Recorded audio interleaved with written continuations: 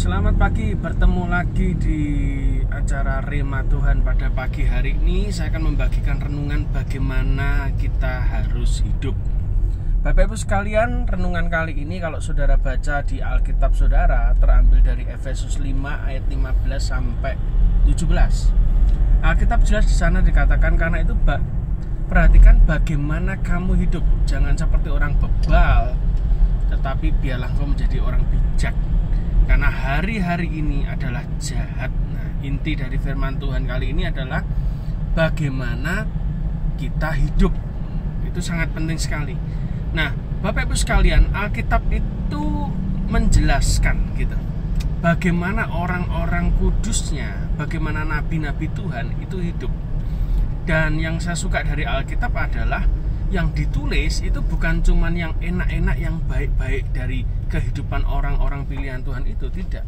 Tetapi Alkitab juga mencatat bagaimana sisi buruk mereka ditulis secara gamblang di dalam Alkitab, sehingga kita bisa belajar. Karena Alkitab itu buku paling jujur, karena memang firman Tuhan. Yang baik ditulis baik, yang buruk ditulis buruk, yang berhasil ditulis berhasil, yang jatuh ditulis jatuh. Agar apa? Agar kita bisa belajar dari kehidupan mereka, bagaimana kita harus hidup. Nah, kalau saudara perhatikan di Alkitab, ada sebuah penggalan firman Tuhan yang mengatakan bahwa kehidupan kita itu seperti pertandingan lari gitu. Saya sangat mempercayai bahwa mencapai garis finish itu penting dalam sebuah perlombaan. Tetapi tidak kalah penting adalah bagaimana Anda melakukan pertandingan tersebut. Itu jangan dilupakan. Banyak orang yang pengennya cepat finish, tapi mereka melanggar semua aturan selama mereka menjalankan pertandingan.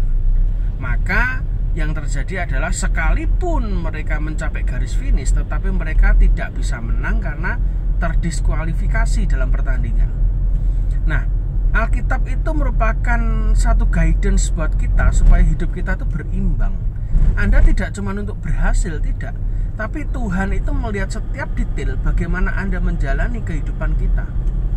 Karena apa? Karena memang hari-hari ini adalah jahat. Alkitab berkata, karena hari-hari ini jahat. Jahat itu di situ dikasih kata kalepos, bahasa aslinya.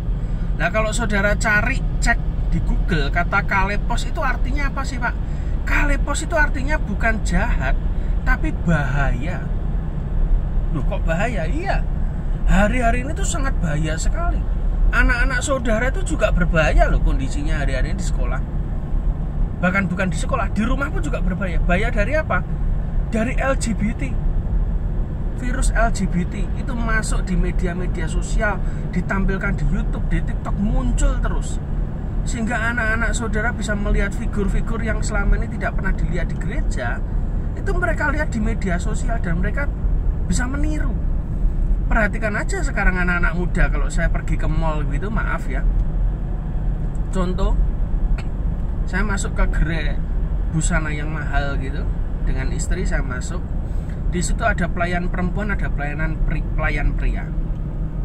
Ya 50-50 lah, 50% wanita, 50% pria. Tapi yang saya perhatikan, dari 50% pegawai pria, itu separohnya, maaf ya, melambai. Nah, ngerti ya? Jadi bayangkan, jadi sebetulnya efektif menurut saya di gerai tersebut 75% wanita, yang 25% pria. Kenapa? Karena yang pria 25% tadi itu melambai. Laora, lanang ora, wedok ora gitu loh. Itu dunia yang sangat jahat. Dan bukan aja itu, dunia pelayanan, dunia gereja itu juga sama jahatnya gitu. Loh, kok bisa, Pak? Iya, orang bisa membenci pelayanan orang lain yang berhasil tanpa sebab. Itu bahaya. Dan secara tiba-tiba gitu, itu yang saya katakan sebagai kesurupan rohani gitu. Kita melihat orang tiba-tiba iri, tiba-tiba kita tidak kenal, tidak pernah ngobrol, tidak pernah tabayun, tiba-tiba kita benci saja apa yang dilakukan oleh orang lain. Karena apa? Karena memang kita tidak bisa melakukan apa yang dia lakukan. Tiba-tiba benci gitu aja. Tiba-tiba di WA tidak dijawab gitu aja. Itu ada yang kayak begitu. Nah, kata bahaya dalam firman Tuhan Efesus 5, kata kalepos itu juga digunakan pada waktu apa? Saudara akan terkejut. Pada waktu Tuhan Yesus turun dari kapal, bertemu dengan orang gila di Gerasa yang dirasuk oleh ribuan setan namanya legion. Kata yang dipakai, kata bahaya di situ adalah kalepos. Artinya apa? Hari-hari ini adalah kalepos. Banyak orang Kristen, saya tidak ngomong orang di luar Kristen, tidak masuk hitungan. Saya ngomong di dalam Kristus pun Anda akan menemukan orang-orang yang kalepos, berbahaya, kesurupan. Bukan hanya legion, mungkin legion kuadrat, lebih jahat. Makanya kemarin saya diskusi dengan beberapa orang, hari-hari ini setan itu minder dengan manusia, terutama anak Tuhan. Kenapa? Karena melihat kelakuan pelayan Tuhan, hamba Tuhan, anak Tuhan itu lebih jahat daripada setan. Mengerikan sekali. Setan itu mungkin tidak berani melarang orang beribadah. Setan itu mungkin tidak berani melarang secara frontal orang yang beribadah, karena dalam ibadah ada kuasa Tuhan. Tetapi sekarang banyak hamba Tuhan, pendeta, pelayan Tuhan melarang jemaat-jemaat untuk beribadah di tempat lain. Sama-sama cari Tuhannya, tapi tidak boleh. Ya toh, setan itu minder hari-hari ini. Melihat kelakuan anak Tuhan tuh, oh lebih jahat, sudah tergantikan, jadi tugas kita ringan gitu katanya setan. Karena memang masa-masa ini adalah jahat, kalepos. Banyak orang yang tiba-tiba kesurupan gitu aja. Orang yang tadinya pelayanannya hebat, ya toh, kenabian, ya toh, ngusir setan dan lain sebagainya, sekarang tiba-tiba jadi orang yang jahat, yang tamak. Setiap pelayanan itu mengharapkan PK terus. Ada yang kayak begitu. Dan itu sudah bertahun-tahun seperti itu ternyata. Ada yang seperti itu. Memang kalepos, kesurupan, jahat. Tapi Alkitab berkata jelas, Efesus 5 ayat 15, perhatikan bagaimana kamu hidup. Bagaimana kamu hidup, itu sangat penting sekali. Bagaimana Anda menjalani kehidupan, itu sangat penting sekali. Bagaimana kamu didik anakmu di masa-masa yang kalepos ini, yang jahat, yang berbahaya ini, yang banyak kesurupan ini. Anda harus perhatikan bagaimana Anda hidup, bagaimana Anda pelayanan, bagaimana Anda khotbah. Ya toh? Jangan sampai mimbar kita itu menjadi mimbar sindiran, menjadi mimbar menyerang gereja lain, menyerang persekutuan lain, meliar-liarkan persekutuan yang lain. Itu jahat sekali. Orang datang ibadah ke gereja lain, orang datang KKR di persekutuan lain, itu mereka mencari Tuhan, sama-sama mencari Tuhan. Jika kita melarang mereka dan mengatakan itu persekutuan liarlah, ibadah liarlah, gereja liarlah, betapa lebih jahatnya Anda dibanding setan. Nah, ini yang terjadi hari-hari ini. Orang itu merasa bahwa domba itu miliknya, bukan miliknya Tuhan. Akhirnya orang itu secara mendadak mengalami yang namanya kalepos, itu kesurupan massal. Orang bisa menjadi jahat, hamba Tuhan bisa menjadi jahat, pelayan Tuhan bisa menjadi jahat, orang Kristen bisa menjadi jahat. Saya ketemu dengan banyak sekali di akar rumput. Saya bicara hampir 2 jam, 3 jam dengan orang-orang yang mereka kecewa dengan kelakuan pendeta dan hamba Tuhan, yang akhirnya mereka memutuskan untuk agnostik, ya, tidak mengakui agama. Jadi mereka percaya Tuhan tapi tidak peduli sama agama, tidak ke gereja, ora paten katanya. Waduh, saya mikir, kenapa bisa kayak begini? Karena ini memang masa-masa yang jahat. Orang-orang itu bisa dirasuk setan dengan secara tiba-tiba. Yang kita lihat, kita tonton di mimbar, khotbahnya bagus, gelarnya banyak, ya toh, S1 teologi, S2 teologi, S3 teologi, itu tiba-tiba bisa menjadi sangat jahat di mimbar karena masa-masa kalepos ini tadi.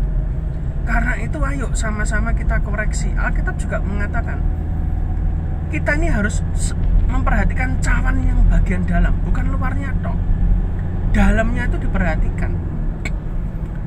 Jangan seperti orang Farisi yang kelihatan baik di luar tapi dalamnya jahatnya minta ampun. Pengen menguasai jemaatnya, pengen menguasai uang-uang jemaatnya. Itu jahat sekali. Korupsi terjadi di mana-mana.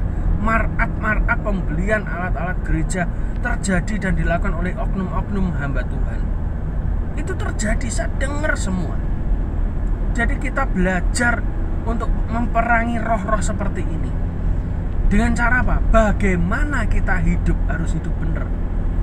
Saya setuju dengan satu pendapat yang mengatakan hidup benar lebih baik daripada hidup sukses. Betul. Karena hidup benar itu yang menghasilkan kesuksesan, keberhasilan. Hidup benar itu pertandingan yang benar yang kita jalani sesuai dengan aturan. Itu yang menentukan kita ini mencapai garis finish yang baik. Makanya Paulus mengatakan, aku telah mengakhiri pertandingan dengan baik. Ya, kenapa? Karena dia melihat prosesnya, bukan finishnya saja. Pertandingan di dalam Tuhan tidak ditentukan siapa lebih cepat, siapa lebih lambat, tidak. Tapi pertandingan di dalam Tuhan ditentukan oleh bagaimana Anda melakukan pertandingan dengan baik. Kalau Anda melakukan dengan sembarangan, melanggar aturan, hidup korupsi, hidup memanipulasi firman, hidup mengontrol jemaat, ya, Anda ini sebagai pengontrolnya jemaat, jemaat harus manut dengan saudara. Itu Anda itu pakai kuasa sihir yang dikatakan di bukunya Daniel Alexander.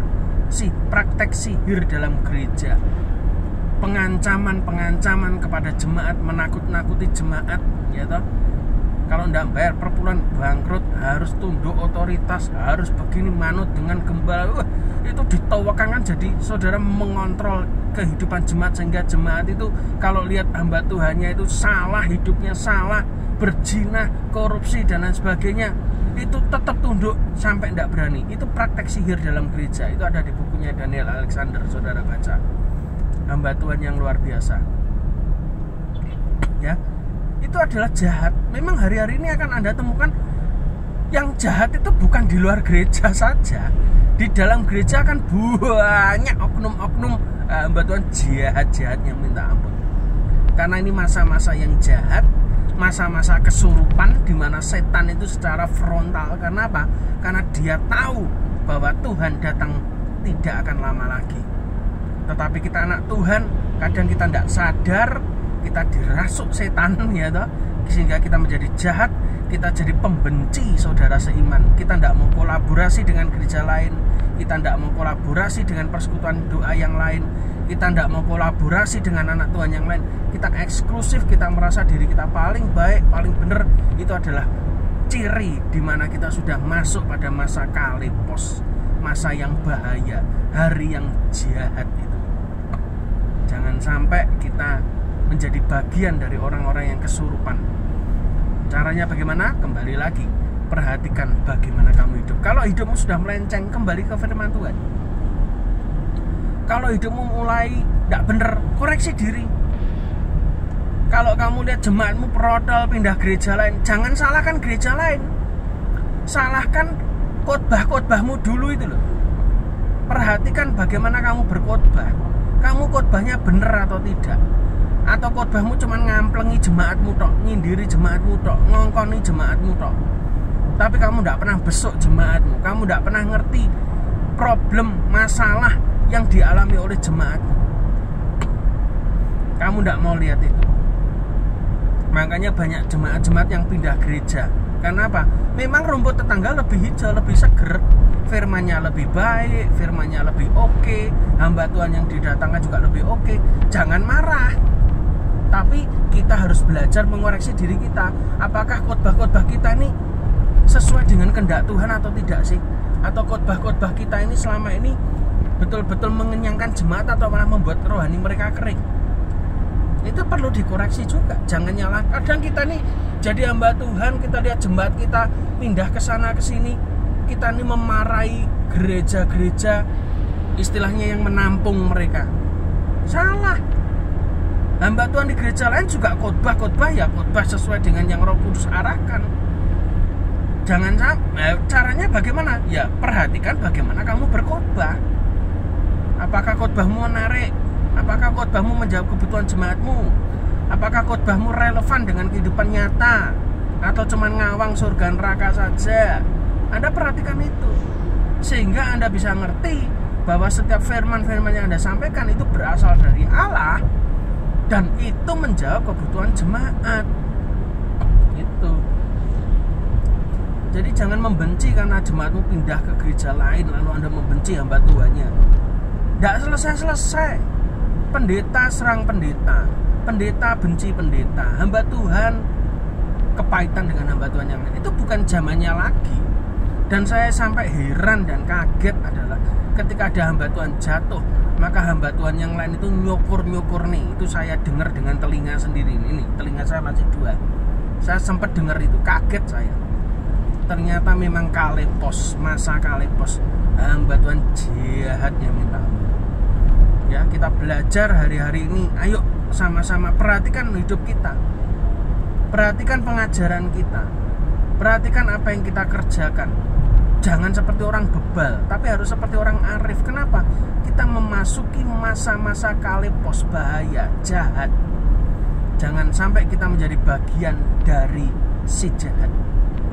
Hidup sesuai firman Tuhan, berdiri sesuai firman Tuhan, maka saudara akan selamat mencapai garis finish. Bukan hanya mencapai garis finish, tetapi Anda juga menyelesaikan pertandingan dengan baik.